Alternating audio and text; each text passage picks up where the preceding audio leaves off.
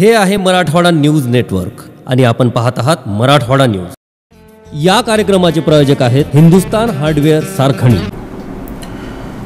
नांदेड जिल्ह्याच्या किनवट तालुक्याच्या बेलोरी गावालगत असलेल्या नाल्यात शनिवारी दिनांक 23 फेब्रुवारी रोजी दुपारी महिलेचे प्रेत सापडल्यानंतर फक्त 15 तासाच्या आत नांदेड स्थानिक गुन्हा शाखेने या महिलेचा मारेकरी ज्ञानेश्वर इंगळे नावाच्या व्यक्तीला धामंदरी तालुका पुसद येथून जेरबंद केले असून नात्यातील बहिणीवर अत्याचार करून तिचा खून केल्याची कबुली त्याने दिल्याची माहिती आहे।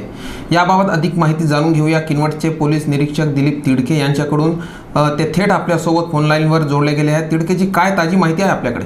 बरोबर आहे, तो जे आरोपी आहे ज्ञानेश्वर इंगळे म्हणून त्याला किनवट आणि गुन्हे शाखा नांदेड या दोन्ही टीम तिथे गेलेल्या होत्या।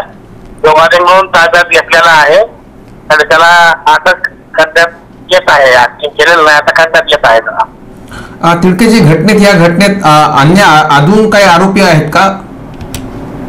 नाही, त्या आरोपीने कबूल दिलेली आहे, तो एकटाच होता आणि जी मयत आहे बाई तिथे आणि ह्याचे अनैतिक संबंध होते म्हणून त्याला कबूल दिलेली आहे। दुसरा आरोपी तर खूप आणखी निष्पन्न झालेला नाही। तिडकेजी, धन्यवाद माहिती दिल्याबद्दल। हे होते किनवटचे पोलीस निरीक्षक दिलीप तिडकेजी, जे आपल्याला माहिती देत होते। येणाऱ्या काळात या प्रकरणाचा पूर्ण छडा लावण्याचं त्यांनी आश्वासन दिलेले आहे। आता वेळ झाली येथेच थांबण्याची। बघत राहा मराठवाडा न्यूज। मराठवाडा न्यूजला सबस्क्राइब करा, लाईक करा, शेअर करा, बेल आयकॉनला क्लिक करा।